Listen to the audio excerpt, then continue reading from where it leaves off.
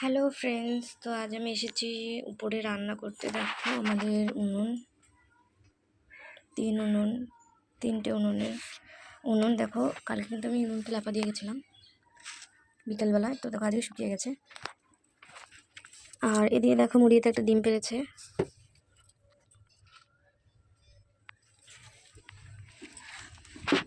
তো উনুনটা ধরে গেছে, আমরা রান্না করবো এবার। দেখো অনেকদিন পরে কিন্তু ভিডিও করছি, তোমরা সবাই দেখো এবং লাইক করো।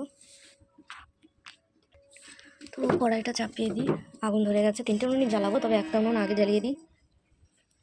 তো এখানে কিন্তু অনেক কিছুই রান্না হচ্ছে। আমি শুধু আজকে এই হেলঞ্চের সাথে রেসিপিটা তোমাদের দেখাবো, আর বাকি এগুলো এত ভিডিও করা আমার পক্ষে সম্ভব নয়।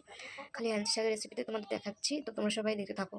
আর এদিকের কড়াইয়ে আমি একটা কিছু ভাজি বসিয়ে দেবো এর মধ্যে, আর তারপরে আস্তে আস্তে সব রান্নাগুলো করব। কড়াই কিন্তু বন্ধুরা গরম হয়ে গেছে, মাছটা ভেজে নিই।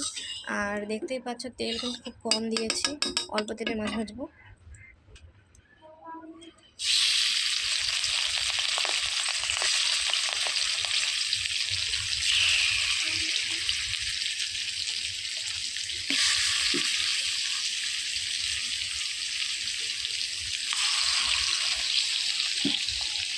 দেখো বন্ধুরা, মাছগুলো কিন্তু সুন্দর করে ভেজে নিয়েছি।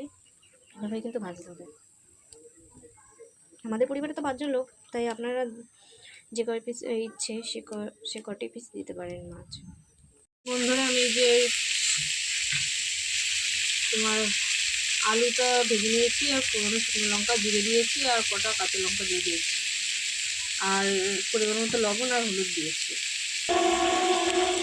জল দিয়ে দিলাম।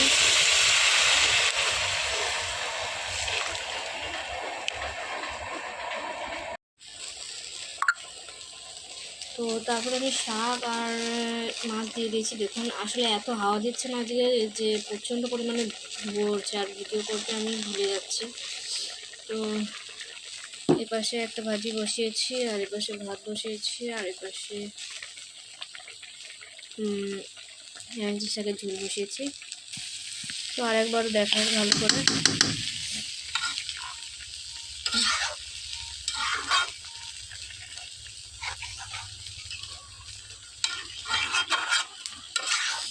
লাস্টে আমি একটু জিরে বাটা দিয়ে দেবো, দেখতে পাচ্ছি তোমরা। শাকটা ভালোই হয়েছে দেখে মনে হচ্ছে।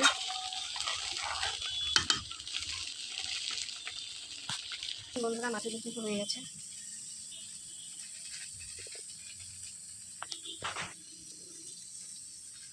আজকের মতো এই পর্যন্তই, দেখা হবে আবার অন্যদিন।